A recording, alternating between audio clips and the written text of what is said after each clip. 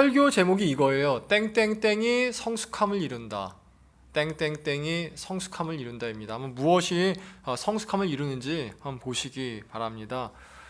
지난주에 처음 얘기했었죠. 사랑이 우리 교회의 첫 번째 비전입니다. 두 번째는 성숙을 추구할 것입니다. 성숙이 뭐냐면 변화입니다. 그러니까 예수님 닮아가는 게 성숙이라는 것이죠. 제가 제자 훈련을 몇 년간 시켜왔는데 제자 훈련의 목적이 성숙함입니다. 그러니까 제자 훈련의 목적은 예수님 닮아가는 것이에요. 우리는 예수님을 닮아갈수록 더욱 성숙합니다. 우리 에베소서 4장 13절을 읽어보겠습니다. 다 같이 읽습니다. 우리가 다 하나님의 아들을 믿는 것과 아는 일에 하나가 되어 온전한 사람을 이루어 그리스도의 장성한 분량이 충만한 데까지 이르리니. 그러니까 우리가 온전한 사람이 되는 것이 뭐냐 했을 때 여러분, 온전한 사람이 되는 게 뭐겠습니까? 자기 경제적 독립 이루고 정서적 독립 이루면 온전한 사람이 되는 것입니까? 전혀 그렇지 않아요.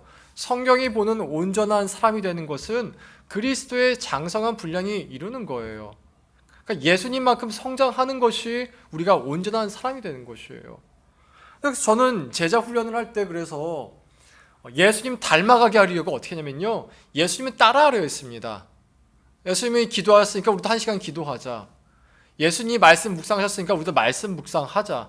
예수님이 예배에 집중했으니까 우리도 예배에 집중하자. 그러면 우리가 성숙하게 될 거다.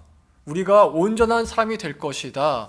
저는 이렇게 생각했어요. 그래서 막 훈련을 시켰는데 저도 우리 훈련을 같이 했죠. 시킨 게만 저도 같이 했으니까. 근데 막 하는데 잘 따라왔습니다. 잘 따라왔는데 문제가 뭐였냐면은 마음이 안 기쁜 거예요. 그러니까 예수님을 닮아간다고 했는데 예수님을 보시면은 이 땅에 있을 때 한 번도 기쁨을 빼앗긴 적이 없었거든요. 기쁨을 빼앗긴 적이 없어요. 근데 제가 훈련을 시켜보니까 이게 몸은 따라가는데 마음은 힘든 거죠. 피곤한 거죠. 어려운 거죠. 그러니까 예수님 믿는 게 기뻐야 되는데 예수님 믿는 게 피곤해지는 거예요. 그래서 한 친구는, 한 성도는 이렇게 말하고 떠나갔습니다. 우리가 예수님도 아닌데 어떻게 하루에 1시간씩 꼬박꼬박 기도할 수 있냐고 말이죠. 그러니까 제가 제자 훈련에서 주는 메시지는 이것이었어요. 노력해라. 노력하면 닮아갈 것이다. 노력하면 성숙해질 것이다. 열심히 해라. 열심히 하면 성숙하게 될 것이다. 틀린 말은 아니었는데 뭔가 놓치고 있는 것처럼 보였습니다. 본질적인 게 아니었던 거죠. 그때 마침 이제 건강에 문제 생겨가지고 제자 훈련 멈추고 정말 예수님 닮아가게 하는 게 뭘까? 훈련해보니까 뭐 겉모습은 비슷해 갔는데 마음속으로는 기쁨도 점점 사라지는 것 같고 또 힘든 것 같고, 그때 보게 된 구절이 바로 오늘 본 본문인 디도서 2장 11절 이하였습니다. 한번 2장 11절과 12절 전반부를 읽어보겠습니다. 다 같이 읽습니다. 시작. 모든 사람에게 구원을 주시는 하나님의 은혜가 나타나 우리를 양육하시되. 그러니까 무엇가 우리를 양육해요? 은혜가 양육한다는 거예요. 훈련이 양육하는 게 아니라 막 다그친다고 양육이 되는 게 아니라 빨리 따라해 이게 양육하는 게 아니라 하나님의 은혜가 우리를 양육하더라라는 것이죠. 여러분, 은혜라는 말이 히브리어로 헤세드라고 합니다. 헤세드. 다음 슬라이드. 헤세드. 헤세드 뜻이 뭐냐면 이 말은 우리말에 단어가 없어요. 헤세드 뜻은 영어로 steadfast love 되어 있는데 끊임이 없고 꾸준한 사랑입니다. 한결같은 사랑이에요. 그러니까 이 헤세드는 사람에게 안 썼어요. 사람이 헤세드를 할 수 있다 얘기하지 않고 하나님의 은혜, 하나님의 사랑을 얘기할 때는 하나님의 헤세드다 이렇게 표현했어요. 하나님의 끊임이 없는 사랑, 한결같은 사랑 말이죠. 그러니까 우리를 성숙하는 게 뭐냐? 하나님의 사랑이 우리를 성숙하게 한다는 거예요. 하나님의 은혜가 우리를 성숙하게 한다는 것이죠. 예수께서 이 땅에 계실 때 하셨던 일을 한 문장에 표현한 단어가 있습니다. 마태복음 9장 35절인데요. 한번 다 같이 읽어보겠습니다. 예수께서 모든 도시와 마을에 두루 다니사 그들의 회당에서 가르치시며 복음을 전파하시며 모든 병과 약한 것을 고치시니라. 예수님이 이 땅에서 사랑하실 때 이렇게 사랑하셨어요. 가르치시고 전파하시고 고치셨어요. 그러니까 하나님이 우리를 어떻게 사랑하시느냐? 내가 원하는 거 다 해달라, 내가 아픈 거 다 고쳐달라, 내가 힘든 거 다 알다, 그게 아니라 예수님이 이 땅 오셨을 때 사랑하시는 방법이 이것이었어요. 가르치시고 전파하시고 병을 고치시고. 근데 이것이 1대1의 비율로 하신 게 아니라 가르치심의 80%가 집중되어 있었습니다. 예수님이 3년 반의 공생의 동안에 80%를 가르치신 데에서만 쓰셨어요. 근데 가르치실 때 뭔가 새로운 걸 가르치신 것이 아니라 가르치신 대부분의 내용이 이겁니다. 하나님이 너를 사랑하니까 그것을 믿고 나에게 나와 죄의 용서함을 받으라. 하나님이 너를 사랑하시니까 두려워하지 말고 나와서 죄의 용서함을 받으라. 이거 하나만 3년 반 계속해서 반복해서 가르치셨어요. 예수님만 그런 것이 아니라 사도 바울이 약 15년을 사역했습니다. 15년 사역하는 동안에 계속 제자 양육을 했는데 제자 양육한 것이 우리 성경이거든요. 제자 양육한 내용을 보면 딱 하나예요. 제발 하나님이 너를 사랑하심을 믿으라. 믿고 예수께 나오라예요. 나머지 뭐는 되게 양이 조금이에요. 그러니까 모든 가르치심 이건 반복해요. 하나님이 너를 사랑을 믿어야 돼. 믿어야 돼. 그러니 예수께 나와. 놀라운 게 뭐냐면 이게 초대교회 교인들을 성숙하게 만들었어요. 책 하나 소개할게요. 다음 슬라이드. 저 책입니다. 1세기 교회 예배 이야기는 저기 있어요. 가장 왼쪽에서 하나, 둘, 세 번째가 위칸에 있습니다. 저 책에 보면은 저 저자가 1세기 성도들이 어떻게 예배 드렸는가를 소설로 작게 써놨는데 보면은 되게 간단해요. 먹고 마시고, 마시니까 포도주 마셨거든요. 기분이 좋잖아요. 다 같이 찬양을 해요. 찬양하다가 그때 갑자기 한 사람이 와서 막 설교를 합니다. 설교를 하면 그 설교를 듣고 삶을 나눠요. 그게 끝이었어요. 여기 보면은 근데 그 설교한 내용이 되게 단순해요. 하나님이 당신의 사랑하심을 믿으십시오. 노예에게도, 여자에게도, 흑인에게도, 장애인에게도, 버림받은 어린아이에게도 이렇게 시작해요. 하나님이 당신을 사랑하심을 믿으십시오. 믿으십시오. 그거 하나를 계속 나누고 얘기하고 나누도록 하더라라는 거예요. 여러분, 내가 하나님의 사랑 안에 있어야 성숙하게 됩니다. 성숙은요, 군대에서처럼 다그치는 게 아니에요. 여기 다 군대 갔다 오셨죠? 군대 갔다 예, 군대에서 하던 거 제대하면 합니까? 군대에서 매일 6시에 일어나는데 지금 제대해서 6시에 일어나는 사람 보누기? 6시에 일어나나? 6시 반, 30분 늦게 일어나네. 전 군대에서 6시에 일어나면 지금 4시 반에 일어납니다. 뭐 어쩌다 보니 이렇게 일어나게 되는 거예요. 복종에서 훈련에서 나오는 것은요, 자발성이 좋으면 안 하게 돼요. 자발성이 좀 안 하지게 돼요. 오직 사랑 하나가 있어야 주어지게 된다는 것이에요. 여러분, 지금도 하나님이 나를 사랑하심을 믿으십니까? 지금 하나님이 나를 사랑하심을 믿으십니까? 하나님이 나를 사랑하시면은 이것도 좀 해주시고 저것도 해주시고 막아주셔야 되지 않는가, 이런 일 좀 안 일어나게 미리미리 차단해 주셔야 되는 거 아닌가 생각할지 모르겠습니다. 그러나 이사야서 55장 8절과 9절은 이렇게 얘기해요. 다 같이 읽어보겠습니다. 이는 내 생각이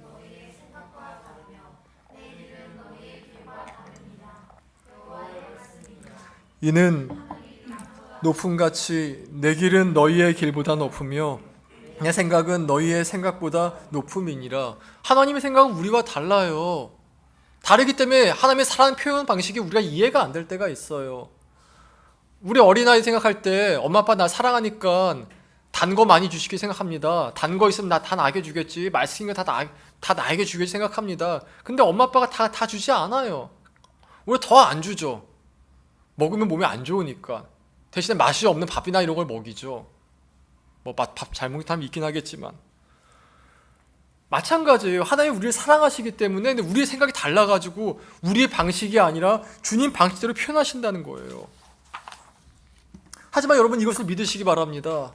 하나님 표현 방식이 우리가 이해되지 않을 수 있겠지만은 그 끝에는 반드시 좋은 것들이 나온다는 거예요. 반드시 선한 게 나온다는 것입니다. 이것을 믿을 수 있어야 내가 성숙으로 가요. 우리가 성숙해지면 어떻게 되느냐? 저는 성숙을 이렇게 정의합니다. 기쁨을 빼앗기지 않는 능력. 기쁨을 빼앗기지 않는 사람이 성숙한 사람이에요. 성숙한 사람 보면요, 늘 여유 있어요. 늘 여유 있어요. 뭔가 되게 조급해요. 뭔가 시간도 없어요.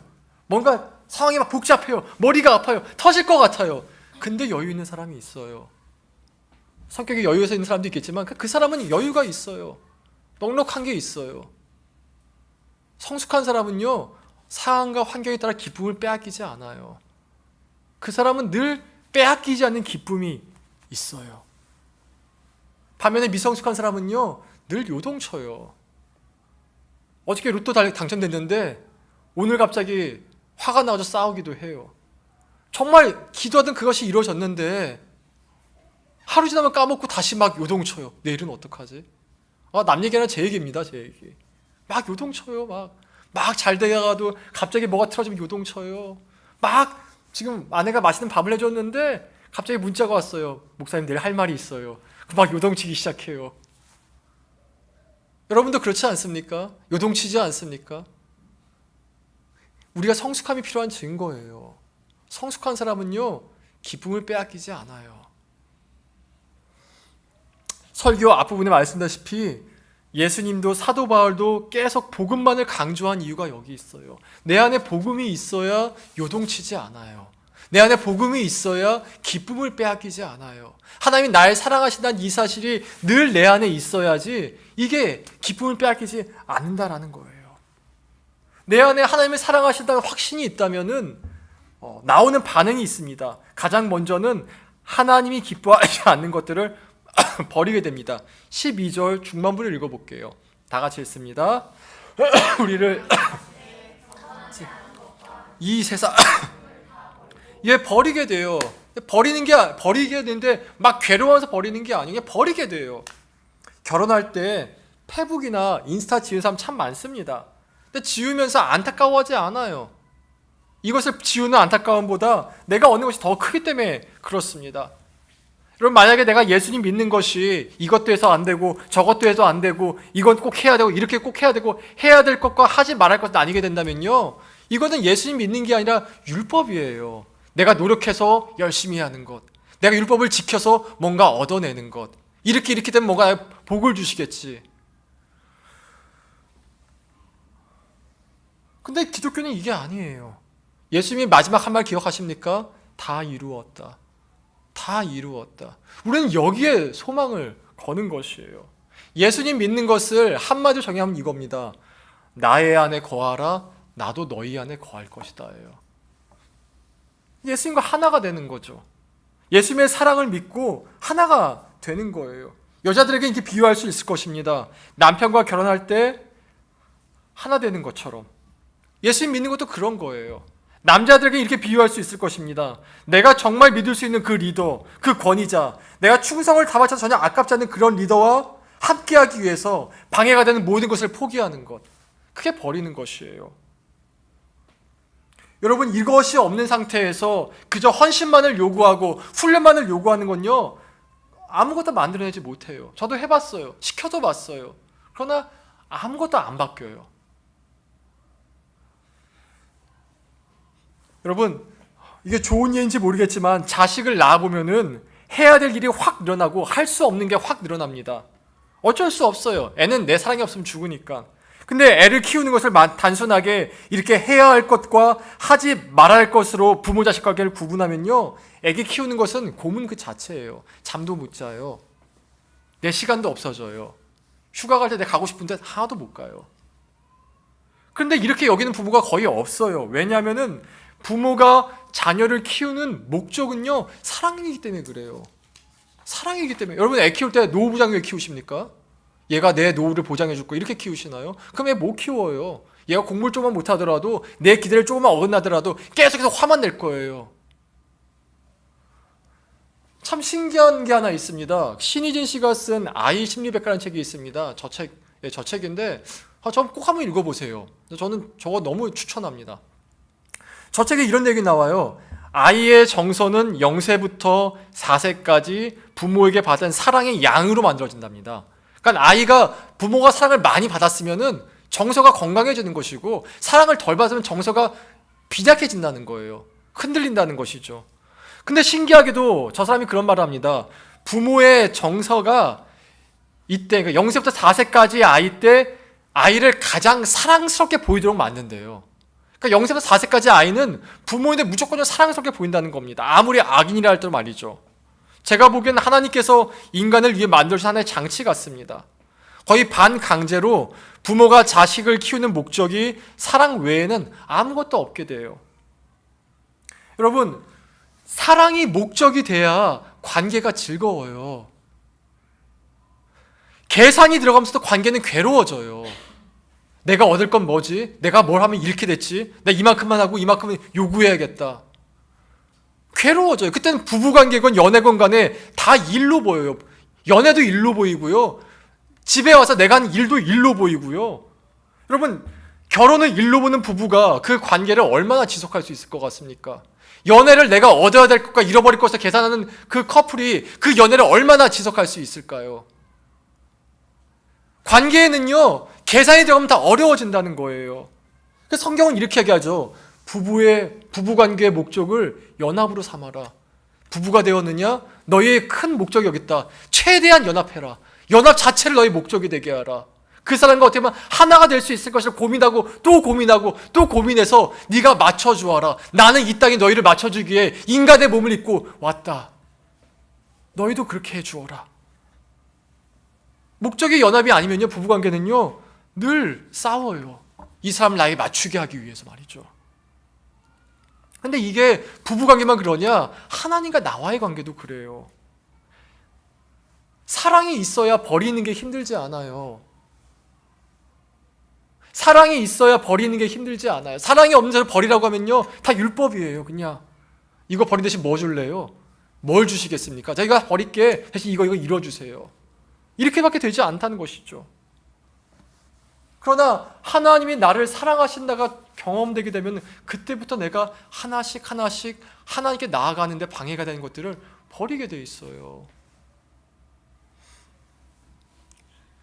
여러분, 과거 공산주의에서 예수를 믿는 사람들이 꽤 많았거든요.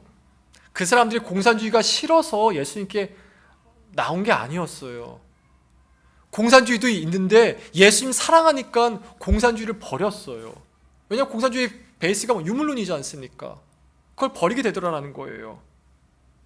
이렇게 하나님의 사랑으로 말미암아 버리게 됐을 때 우리는 그 사랑이 유지되고 더 커지는 쪽으로 삶의 방향을 잡게 돼요. 12절 후반부 읽어보겠습니다. 다 같이 읽습니다. 시작. 신중함과 의로움과 경건함으로 이 세상에 살고. 가장 먼저 나온 게 신중함인데요, 신중함을 지금 우리말로 지역하면 진지함이에요. 영어로 soberly, 진지함. 자, 오늘의 영어입니다. soberly. He's very soberly. 근데 진지한 사람이야. 진지한 거 좀 안 좋은 의미 듣죠? 진지충 이런 말이 있던데. 진지충. 왜 이렇게 진지하게 받아들여? 난 농담이었는데. 뭐 이런 사람 이렇게 요즘에 하더라고요. 근데 진지란 말의 의미를 아십니까? 진지는 참 진짜의 잡을 진짜예요. 참되게 잡고 있는 사람인 것이죠. 진지란 말의 원래 의미는요, 한결같은 사람이에요. 이 사람은 내가 어떤 것을 하든 간에 늘 한결같아요. 성실한 사람을 진지하다 그랬어요. 우리가 예수님을 사랑하면요 진지하게 돼요. 그러니까 한결같게 돼요. 한결같게 하나님 말씀하신 것을 한결같게 붙잡아요. 세상 계속 말이 바뀌어요. 요즘에 보니까 바지 힙합 바지 있더라고요. 저희 어렸을 중학교 때 있던 바지 같은 거 막 통 넓고 이런 거 있더라고요. 보니까 그거 제가 중학교 때 있던 유행하던 것이었거든요. 트렌드가 바뀌는 것처럼 세상은 계속 바뀌어요. 옛날에 진지가 좋은 것과 진지가 나쁜 것을 얘기하다가 계속 바뀌어요. 그러나 하나님 말씀에 반응하는 사람은요 말씀에 한결같이 살아요. 이 땅의 미래에 관해서 하나님 무슨 말씀하셨습니까? 예수님이 다시 오신다 하셨어요. 13절 읽어보십시다. 다 같이 읽습니다.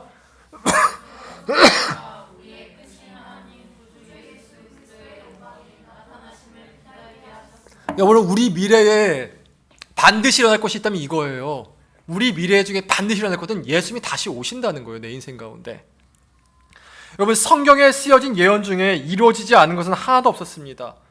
과거 구약의 예언들은 다 예수님 탄생에 맞춰져 있는데 예수님이 오시기 전 1600년 전부터 예수님에 관한 예언들이 기록되었어요. 처녀의 아들로 올 것이다. 베들레헴에 태어날 것이다. 심지어 다니엘서 보면 이런 게 있습니다. 예수님이 태어나실 연도까지 예언되어 있는데 다니엘서 9장 24절부터 27절 사이에 보면은 다니엘이 있던 시기로부터 69일에, 그러니까 483년 뒤에 예수님이 태어날 것을 예언하였어요. 1이란 말은 7년의 뜻이거든요. 근데 이 예언이 된 지 483년을 딱 해보면요, 정확히 AD 0년이 나옵니다. 유대력으로 1년은 360일이거든요. 360일 계산하면 딱 이때가 나와요. 그 외에도 많은 예수님의 예언들이 되어 있는데 다 정확히 이루어졌습니다. 그는 맹인의 눈을 뜨게 할 것이다. 그는 죽은 사람을 살릴 것이다. 그는 죽었다가 3일 만에 부활할 것이다. 다 이루어졌습니다. 그리고 이 외에도 성경에 이런 예언이 있어요. 종말의 시대 예언이죠. 종말의 시대 예언에 이렇게 써 있습니다. 마지막 때가 되면 가장 먼저 이스라엘이 회복될 것이고 거짓 그리스도와 거짓 선지자가 나오게 될 것이다. 여러분, 이스라엘이 BC 586년에 멸망했습니다. 기원전 586년이면요 신라 이전이에요. 고구려가 언제 멸망했죠? AD 668년에 멸망했어요. 기억하시잖아요. 국사 배웠는데. 단군이 언제 건국했죠? 고전이 BC 2333년에 건국했잖아요. BC 586년이면요 부여, 그다음 옛고구려 이때 시기예요. 이때 멸망한 나라가 다시 만들어진다는 거예요. 언제 만들어졌습니까? 1948년 4월 18일에 다시 이스라엘 건국했습니다. 또 하나 예언이 이게 있었죠. 마지막 때 거짓 그리스도가 나올 것이다. 여러분, 이 예언이 됐을 때 기독교는요 메이저 종교가 아니라 팔레스타인 지방의 아주 작은 종교였어요. 누구도 기다리지 않았어요. 근데 2000년이 지난 지금 보니까 우리나라에만 거짓 그리스도가 50명이 넘어요. 자칭 예수가. 여러분, 거짓 단군 들어본 적 있습니까? 자칭 내가 단군이다. 거짓 부처 들어본 적 있어요? 내가 부처다 들어본 적 있습니까? 좀 의미는 다르긴 하겠지만 당시에 유행하는 종교가 그리스 로마 쪽 종교하고 조로아스터교였는데 거짓 제우스 들어본 적 있습니까? 거짓 헤라, 거짓 포세이돈 아무도 없죠. 지금 거짓 그리스도만 있어요. 세계적으로 본다면요 4층 예수가 1100명이 넘게 있습니다. 여러분, 인정하든 인정하지 않든 간에 세상은 성경에 쓰여진 대로 가고 있습니다. 그리스도의 사랑 안에 거하는 자들은 이 모든 것을 가볍게 흘려넘기지 않아요. 진지하게 받아들입니다. 이거는 하나님 말씀하신 것이야 라고 받아들인다는 거예요.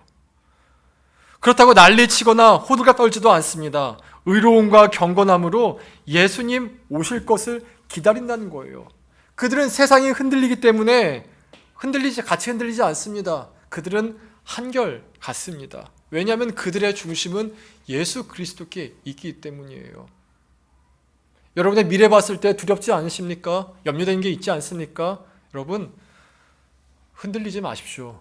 우리의 구주가 바로 예수 그리스도십니다. 우리의 선한 목자가 예수님이십니다.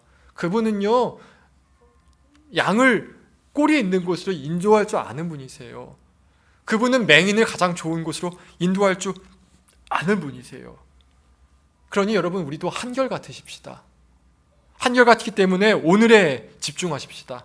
오늘 나에게 주신 사람들을 사랑하고 아끼며 오늘 하나님이 나에게 주신 그 자리를 충실하게 살아가십시다. 그리고 늘 확인하세요. 하나님이 나를 지금도 사랑하시는구나. 저희 아이 중에 한 명은요 지금도 늘 안아달라 그래요. 그러면 제가 귀찮으니까 나중에 안아줄까 이럴까요? 아니면 그냥 안아주고 말까요? 안아줘요. 그냥. 사람은 누구나 사랑받음을 확인하고 싶어요. 내가 지금 사랑받고 있는 걸까? 아내에게 사랑받고 있는 걸까? 부모님께 사랑받고 있는 것일까? 하나님께도 확인해 보세요. 하나님 날 사랑하십니까? 말씀하세요. 내가 너를 사랑한다. 묻지 않기 때문에 우리가 확인받지 못하는 거예요. 우리가 주님의 사랑을 확신할 때 우리는 성숙의 길로 이어가게 될 것입니다. 아이가 한 번 걷기 위해서 3,000번을 넘어진대요. 미주 중앙일보에 나온 뉴스입니다. 근데 이것을 3,000번의 실패가 아니라 3,000번의 넘어짐을 통해 걸을 수 있는 근육 강화 과정이라고 의사들은 얘기하더라고요. 우리의 성숙도 마찬가지일 것입니다. 우리의 성숙 또한 그리스도 안에 있을 때 우리가 죄 안 짓습니까? 다 죄 짓지 않습니까? 넘어지는 게 아니라 우리의 근육을 강화시키는 과정일 것이에요. 그러니 여러분, 우리가 그리스도의 사랑 안에 거하십시다. 여기 성숙을 말하는 우리의 두 번째 문장이 있습니다. 다 같이 읽어보겠습니다. 우리는 하나님의 사랑으로 양육받아 성숙함을 이루어 한결같이 기뻐하는 삶을 추구한다. 여러분, 성숙하시기 바랍니다. 기쁨을 빼앗기지 말기 바랍니다. 늘 기쁨 가운데 거하시기 바랍니다. 하나님의 사랑 안에서 성숙함을 자라나 어떤 것에서 기쁨을 빼앗기지 않는 저와 여러분 되길 진심으로 기원합니다. 우리 기도하시겠습니다. 기도하는 가운데 이렇게 기도하십시다. 하나님, 하나님의 사랑하심으로 말미암아서 아버지, 내가 기쁨을 빼앗기지 않게 하소서. 하나님의 사랑하시는 것이 아버지 내 안에 늘 확신되게 하여 주시옵소서. 하나님이 날 사랑하시는 것이 늘 믿어지게 하여 주시옵소서. 다 같이 기도하겠습니다. 하나님 아버지, 은혜를 간구합니다. 주님